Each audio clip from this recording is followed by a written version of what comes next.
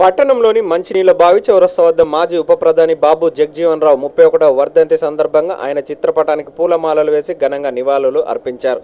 ఈ కార్యక్రమానికి ముఖ్య అతిథిగా పాల్గొన్న MLA Jeevan Reddy, municipal chairperson Vijayalakshmi Devender రెడ్డిలు మాట్లాడుతూ దేశ స్వాతంత్ర్యం కోసం పోరాటం చేసిన మహాయోధుల్లో బాబు జగజీవన్ రావు ఒకరని, ఆయన ఉప ప్రధానిగా దేశానికి ఎన్నో సేవలు చేశారని, ఆయన కుమార్తె అయిన మీరా కుమారి పార్లమెంట్ స్పీకర్గా ఉన్నప్పుడు తెలంగాణ ఏర్పాటుకు సహకారం చేశారని, అందుకు కృతజ్ఞతగా రాష్ట్రపతి అభ్యర్థి అయిన మీరా కుమారికి టీఆర్ఎస్ ప్రభుత్వం మద్దతు ఇచ్చి రుణం తీర్చుకోవాలని అన్నారు. ఈ కార్యక్రమంలో కాంగ్రెస్, టీడీపీ, ఎంఆర్పీఎస్ నాయకులు, కార్యకర్తలు తదితరులు పాల్గొన్నారు. రాష్ట్రపతి అభ్యర్థిగా మీరా కుమార్ గారిని కాంగ్రెస్ పార్టీ మిత్రపక్షాల పార్టీగా నిలబెట్టడం జరిగింది. ఆ రోజు వారు మీరా కుమార్ గారు లోక్సభలో ఒక స్పీకర్ స్థాయిలో ఉండి వారు తెలంగాణ ప్రజల యొక్క ఆకాంక్షను తెలిసినటువంటి ఒక మాతృ హృదయంతో ఆలోచించి తెలంగాణ బిల్లుకు ప్రవేశపెట్టించి సోనియా గాంధీ గారిని కూడా ఒప్పించి తెలంగాణ రాష్ట్ర 4 కోట్ల ప్రజల ఆకాంక్షను నెరవేర్చినటువంటి సోనియా గాంధీ గారు కానీ వారు మీరా కుమార్ కానీ వారికి వెన్నంటి ఉండి అన్ని రాజకీయ పక్షాల పార్టీల వారు కూడా మీరా కుమార్ గారికి మద్దతు తెలిపి వారిని రాష్ట్రపతిగా ఎన్నుకోవడానికి కృషి చేయాలి. బీజేపీ నేతలు పెట్టినటువంటి ఆర్ఎస్ఎస్ విధానాలు ఉన్నటువంటి ముస్లింలు కానీ క్రిస్టియన్లు కానీ వారు మన దేశస్తులు గారు అనే ఒక నినాదం ఉంది కాబట్టి వారు రిజర్వేషన్లకు, మతపరమైనటువంటి రిజర్వేషన్లకు కూడా వారు అంగీకరించడం లేదు కాబట్టి వారు తెలంగాణ రాష్ట్ర ప్రభుత్వం వారికి మద్దతు ప్రకటించడం జరుగుతుంది. తెలంగాణ ఇచ్చినటువంటి కాంగ్రెస్ పార్టీ బలపరిచినటువంటి యూపీఏ అభ్యర్థికి అన్ని రాజకీయ పార్టీల వారు మద్దతు తెలపాలని కోరుకుంటూ ఈ అవకాశం ఇచ్చినటువంటి పెద్దలందరికీ కూడా ధన్యవాదాలు తెలుపుతున్నాను. తెలిసిందే, ఒకవైపు ఎన్డీఏ సంబంధించిన మతతత్వవాదిగా అయినటువంటి రామ్ ఏదైతే ఉన్నాడో ఆయన ఎన్డీఏ అభ్యర్థిగా ఉన్నాడు. 17 ఈ దేశంలో ఉన్నటువంటి 17 లౌకిక పార్టీలు అందరూ కలిసి మూకుమ్మడిగా మీరా కుమార్ గారిని ఈ దేశ రాష్ట్రపతిగా ఎన్నుకోవాలని చెప్పి సోనియా గాంధీ సూచన మేరకు ఈరోజు నిలబడడం జరిగింది. నేను ముఖ్యంగా దేశవ్యాప్తంగా ఉన్న రాష్ట్రాల గురించి తెలియదు కానీ కేసీఆర్ గారికి విజ్ఞప్తి చేస్తూ ఉన్నాను. కేసీఆర్ గారు ఈరోజు మీరు తెలంగాణ రాష్ట్రంలో సీఎంగా కూర్చున్నంటే దానికి కారణం సోనియా గాంధీ గారు, మీరా కుమార్ గారిని చెప్పక తప్పదు. మీరా కుమార్ గారు కనుక ఆ రోజు నిర్ణయం తీసుకొని మూజువాని ఓటుతో తెలంగాణ రాష్ట్రం ఇవ్వకపోతే ఈరోజు మీరు ఉండేటువంటి వారు కాదు. దయచేసి కేసీఆర్ గారికి విజ్ఞప్తి చేస్తున్నాను. ఎమ్మెల్సీలో ఏదైతే మీరు ఒక మాట అన్నారు, కిస్కా ఖాయా ఉస్కా గాయా అంటే ఎవరైతే మనకు తెలంగాణ ఇచ్చారో వాళ్ళు పాట పాడదామని చెప్పి మీరే అన్నారు. దయచేసి కేసీఆర్ గారు మీరు మీరా కుమార్ గారికి 119 ఎమ్మెల్యే ఏవైతే ఉన్నారో 17 ఎవరైతే పార్లమెంట్ సభ్యులు ఉన్నారో యునైటెడ్గా అందరు కూర్చోబెట్టి తెలంగాణ రుణం తీసుకునే అవకాశం మీకు ఉన్నది. మీరు మొత్తానికి కూడా తెలంగాణ రాష్ట్రం నుంచి ఓట్లేసి మీరా కుమార్ గారికి తెలంగాణ రాష్ట్రం నుంచి 100కి 100 రూపాయలు ఓట్లట్టిన రాష్ట్రంగా మీరు చేయాల్సిన బాధ్యత మీ పైన ఉన్నది. అదర్వైజ్ లేకపోతే నిజమైన తెలంగాణ ద్రోహి. ఆ రోజు కాంగ్రెస్ పార్టీ వాళ్ళని సన్యాసులు అన్నారు, మీరు ఎన్నెన్నో అవమానాలు గురి చేశారు. నిజమైన సన్యాసి నువ్వు అని చెప్పి సందర్భం నేను చెప్తా ఉన్నాను. నువ్వు కనుక మీరా కుమార్ గారికి ఓటు అయిపోతే చరిత్రలో నీ అంత నీచ చరిత్ర ఉండదు, చరిత్రలో నువ్వు ఒక భాగస్వామ్యం అయిపోతావు అని చెప్పి సందర్భం నేను వేడుకుంటా ఉన్నాను. నీకు దేవుడు మంచి అవకాశం ఇచ్చిండు. మీరా కుమార్ గారిని రుణం తీసుకునేటువంటి అవకాశం మీకు ఇచ్చిండు. దయచేసి నువ్వు రుణం తీసుకునే అవకాశం చేసుకో, అంతేగాని నీ సొంత లాభాల కోసం కాకుండా ఈ సందర్భంగా నేను వేడుకుంటూ ఈ కార్యక్రమంలో పాల్గొన్నటువంటి మీ అందరూ కూడా పేరు నాకు నమస్కారం తెలుస్తూ ముగిస్తున్నాను. జై హింద్, జై భారత్.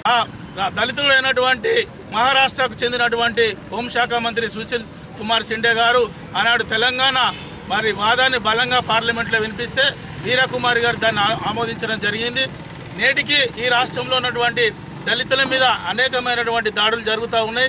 ఇప్పటి వరకు కూడా దళితుని మంత్రిగా చేసినటువంటి రాష్ట్రంలో ఒకే సామాజిక వర్గానికి చెందినటువంటి కేసీఆర్ ఒక నియంతృత్వ పోకడలతోని ఈ రాష్ట్రాన్ని పరిపాలిస్తూ ఉన్నారు.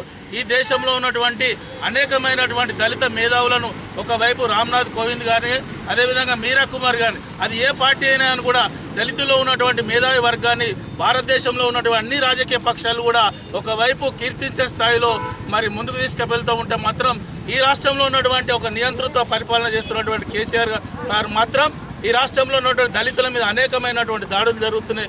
అది మధుకర్ గారు కావచ్చు, అదేవిధంగా అనేకమైనటువంటి ఎస్సీల మీద ఈనాడు ఎన్నో భౌతిక దాడులు జరుగుతున్నాయి. ఇప్పటికైనా కానీ రాష్ట్ర ప్రభుత్వం కళ్ళు తెరిచి దళితులకు జరుగుతున్నటువంటి అన్యాయాల మీద ఒక నిజమైనటువంటి జవాబు చెప్పాల్సిన బాధ్యత కేసీఆర్ గారి పైన ఉన్నది.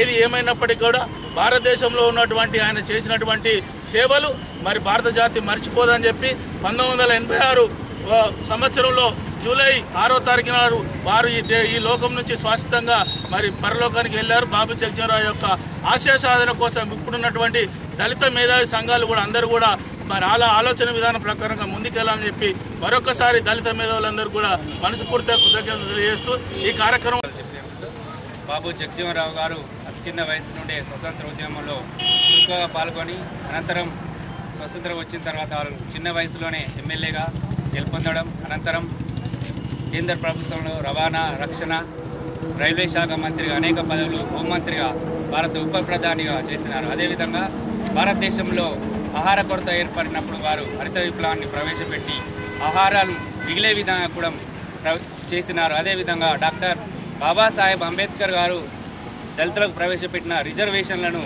ముందుకు తీసుకుపోవడంలో కీలక పాత్ర పోషించిన వ్యక్తి బాబు జగ్జీవన్ రావు అని సందర్భంగా గుర్తు చేస్తూ ఆ మహనీయుల ఆశయాలకు అనుగుణంగా మనం ప్రతి ఒక్కరం కట్టుబడి దళితులు అందరి సంక్షేమానికి అన్ని ప్రభుత్వాలు అందరూ పాటుపడవలసిందిగా ఈ సందర్భంగా కోరుకుంటూ అవకాశం. ఇక్కడ కౌన్సిల్ విగ్రహం ప్రతిపాదించాలని చెప్పి మున్సిపల్ కౌన్సిల్ నుంచి ఎమ్మెల్యే గారు ప్రతిపాదించారు. ఎమ్మెల్యే గారు చెప్తే చైర్మన్ గారు మేము అందరం కలిసి కౌన్సిల్లో కూడా ఏకగ్రీవం తీర్మానం చేసినాం. 6 లక్షల రూపాయల త్వరలోనే ఇక్కడ కౌన్సిల్ విగ్రహం ప్రతిపాదించాలని చెప్పి చైర్మన్ గారికి ఎమ్మెల్యే గారికి మనవి చేసుకుంటూ అవకాశం ఇస్తాను. బాబు జగ్జీవన్ రావు గారు పార్లమెంట్లో 30 సంవత్సరాల సుదీర్ఘ చరిత్ర ఉన్న ఘనత ఆయనకి దక్కుతుంది. ఎందుకంటే ఉప ప్రధానిగా చేయడమే కాకుండా ముఖ్య కేంద్ర శాఖ పైన 5 శాఖలు నిర్వహించి 30 సంవత్సరాలు సుదీర్ఘ రాజకీయ ఉన్నారు. అలాగే ఆయన చిన్ననాటి నుంచి చదువుపై ఉన్న ఇంట్రెస్ట్తో చదువు గురించి ఎంత ప్రాధాన్యత ఉంటుందో ప్రతి ఒక్కరికి తెలియజేయడానికి ఎంతో కృషి చేశారు. ఆ కాలంలో ఆయన చదువుని ఇతరులకు చెప్పడము, ఇతరులు చదువు వల్ల ఉపయోగం అని కూడా చెప్పడం జరిగింది. అలాగే రక్షణ శాఖలో ఉన్న ఇందిరాగాంధీ గారు ప్రధానమంత్రిగా ఉన్నప్పుడు ఉప ప్రధానిగా చేసి అలాగే బంగ్లాదేశ్ పోరాటంలో ముఖ్య పాత్ర పోషించిన ఘనత కూడా బాబు జగ్జీవన్ రామ్ గారిదే. అలాగే బాబు జగ్జీవన్ రామ్ గారి కుమారి అయిన మీరా కుమారి గారు యూపీఏ అభ్యర్థిగా పాల్గొనడం జరిగింది. అంటే మన తెలంగాణ ఇచ్చిన ఘనత సోనియా గాంధీకి దక్కుతుంది. అలాగే పార్లమెంట్లో ప్రవేశపెట్టిన ఘనత మీరా కుమారికి దక్కుతుంది. మన తెలంగాణ వాసులందరికీ రుణపడి ఉన్నాం కాబట్టి ఒక రాష్ట్రపతి అభ్యర్థిగా మీరా కుమారిని గెలిపించి ఆ రుణం తీర్చుకోవాలని ప్రతి ఒక్క తెలంగాణ వాసులందరినీ కోరుకుంటున్నాను. అలాగే ఇక్కడ చేసిన ప్రతి ఒక్కరికి ధన్యవాదాలు తెలియజేస్తున్నాను. అందరికీ మరి నాటి బాబు జగ్జీవన్ రావు గారి వర్ధంతి సందర్భంగా హృదయపూర్వకంగా నమస్కారం చెప్తూ ఆనాడు దేశ స్వాతంత్రం కొరకు పోరాటం చేసినటువంటి ఒక మహాయోధుల్లో ఒకరైనటువంటి బాబు జగ్జీవన్ రావు గారు ఆ దేశ స్వాతంత్ర ఫలాలు ఏదైతుందో యావత్ భారతావనికి అందే విధంగా ఇవాళ భారత ప్రభుత్వంలో కీలక పాత్ర పోషిస్తూ వివిధ శాఖలకు మరి ప్రాతినిధ్యం వహించినటువంటి ఒక బాబు జగ్జీవన్ రావు గారు భారతదేశ ఉప ప్రధానిగా ఒక విధంగా చెప్పాలంటే భారత ప్రధానిగా భావించినటువంటి వారిలో ఒకరైనటువంటి బాబు జగ్జీవన్ రావు గారు మనకు భౌతికంగా దూరమై 31 సంవత్సరాలు గడుస్తుంది. వారు భౌతికంగా మనకు దూరమైనప్పటికీ వారి ఆశయాలు ముఖ్యంగా బాబాసాహెబ్ బిఆర్ అంబేద్కర్ గారు మనకు అందించినటువంటి ఒక భారత రాజ్యాంగానికి ఇవాళ అమలు జరిగే విధంగా ఇలా సమాజంలోని దళితులే కానీ బలహీన వర్గాలు, అల్పసంఖ్యాక వర్గాలు, మహిళలకు సమాన ప్రాతినిధ్యం ప్రాధాన్యత లభించేసే విధంగా వాళ్ళ హక్కుల కొరకు పోరాటం చేసినటువంటి ఒక మహనీయులు బాబు జగ్జీవన్ రావు గారని చెప్పక తప్పదంటున్నా. మరి ఆనాడు స్వర్గీయ ఇందిరాగాంధీ గారు దేశంలో ఎదురైనటువంటి ఒక పరిస్థితులలో తప్పనిసరిగా ఎమర్జెన్సీ విధించినప్పటికీ ఇలా ప్రజాస్వామ్య హక్కులను ఒక విధంగా అణిగివేసేటటువంటి ఒక భావన కలిగే ఏ విధమైనటువంటి నిర్ణయమైనా కానీ అది సరియైనది కాదు అనేటువంటి ఒక భావనతోని మరి ఆనాడు స్వర్గీయ ఇందిరాగాంధీ గారితో కూడా విభేదించి ఒక ప్రజాస్వామ్యవాదిగా ఈ దేశంలో పేరుగాంచినటువంటి ఒక మహనీయుడు బాబు జగ్జీవన్ రావు గారని చెప్పక తప్పదంటున్నారు.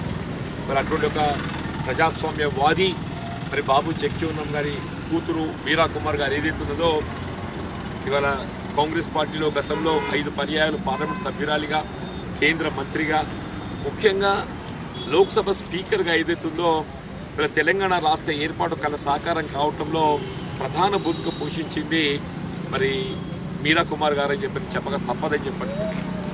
ఇవాళ లోక్సభలో ఇలా తెలంగాణ బిల్లు చర్చకు వచ్చిన సందర్భంగా ఏ విధంగానైనా బిల్లును దాటవేయాలని చెప్పని వీళ్ళ సీమాంధ్ర ప్రాంతానికి చెందినటువంటి పార్లమెంట్ సభ్యులు నాయకులు కుట్రపడుతున్న సమయంలో వారికి ఏమాత్రం కూడా తలొగ్గకుండా అవకాశం ఇవ్వకుండా మూజువాని ఓటుతో ఏదైతున్నదో బిల్లును పాస్ చేపించి ఇలా తెలంగాణ రాష్ట్ర ఏర్పాటు కాల సాగరం చేపించగలిగారని చెప్పంటే ఆ ఘనత మరి బాబు జగ్జీవన్ గారి కూతురు అయినటువంటి ఒక మీరా కుమార్ గారికి దక్కుతుందని చెప్పక తప్పదని చెప్పంటూ నేను వాళ్ళు ఏదైతుందో ఏ అల్పసంఖ్యాక వర్గాలు ముస్లిం సోదరులు వెనుకబడ్డటువంటి వారికి మరి హక్కులు కల్పించే విధంగా మరి రిజర్వేషన్ సౌకర్యాలు 4% నుండి 12% పెంచాలని చెప్పి భావిస్తున్న తరుణంలో మరి రామ్నాథ్ కోవింద్ గారి అటువంటి ఒక అభ్యర్థిత్వాన్ని బలపరచడం అంటే ఒక విధంగా ఇది ముస్లిం సోదరుల యొక్క మనసులను గాయపరిచినట్టు అవుతుందని చెప్పక తప్పదని చెప్పండి. మీరు ఏదైతుందో ఎన్డీఏ ప్రతిపాదించిన అభ్యర్థిని బలపరుస్తున్న సందర్భంలో మరి రేపు భారత ప్రభుత్వం ఇవాళ ముస్లింస్ కల్పించాల్సిన రిజర్వేషన్ హక్కుల సాధనలో వారికి అండగా నిలుస్తుంది. మరి బిల్లును ఆమోదింప చేయడమే కాకుండా దానికి అనుగుణంగా రాజ్యాంగ సవరణకే కానీ 9th షెడ్యూల్లో చేర్చడానికి మనం సహకరిస్తున్నటువంటి ఒక అభిప్రాయం విశ్వాసాన్ని కూడా మరి పొందలేకుండా కేవలం వ్యక్తిగతంగా తమపై వచ్చినటువంటి ఒక ఆరోపణలను తగ్గించుకోవడానికి పడుతుంది. ఇవాళ కోవిద్ గారికి సంబంధించిన ఒక విధంగా యావత్ తెలంగాణ సమాజాన్ని గాయపరిచినట్టుగా భావించాల్సి వస్తుంది. సరే ఏదైనప్పటికీ ఈరోజు మరి బాబు జగ్జీవన్ గారు వ్యక్తిగతంగా మరి వారితో పరిచయ భాగ్యం నాకు ఉండడం ఒక విధంగా నాకు అదృష్టంగా నేను భావిస్తున్నాను చెప్పండి. ఆనాడు జనతా పార్టీలో జనతా పార్టీ అధ్యక్షుడిగా మరి జనతా పార్టీ చీలిపోయిన సందర్భంగా మరి బాబు జగ్జీవన్ గారిని స్వయంగా కలిసినటువంటి ఒక అవకాశం నాకు కలగడము వారి యొక్క నేతృత్వంలో ఆనాడు ఒక ప్రజాస్వామ్యవాదిగా ముందుకు పోయేటువంటి అవకాశాన్ని నాకు కలిగినందుకు నేను గర్వపడుతున్నాను చెప్పినటువంటి అభిప్రాయాన్ని వ్యక్తం చేస్తూ అది కేవలం దళిత సోదరులకే సంబంధించినటువంటి అంశంగా కాకుండా యావత్ ప్రజాస్వామ్యవాదులందరూ గర్వపడేటటువంటి ఒక మహానాయకుడు మరి బాబు జగ్జీవన్ గారు చెప్పక తప్పదని చెప్పండి. ఇలా ప్రజాస్వామ్యవాదులతో పాటుగా ఏ దళిత సంక్షేమం కొరకు ఏ బలహీన వర్గాలు అల్పసంఖ్యాక వర్గాల హక్కుల సాధన కొరకు ఏదైతుందో మరి అండగా నిలిచినటువంటి మహానుభావుడు బాబు జగ్జీవన్ గారు ఇలా మన భౌతికంగా దూరమైనప్పటికీ వారి యొక్క ఆశయ సాధన కొరకు ఏదైతుందో మనమందరం కలిసికట్టుగా కృషి చేయాలని చెప్పని నేను పేర్కొంటూ ఈ కార్యక్రమంలో పాల్గొన్నటువంటి మిత్రులు నాయకులకు అందరికీ నేను హృదయపూర్వకంగా ధన్యవాదాలు.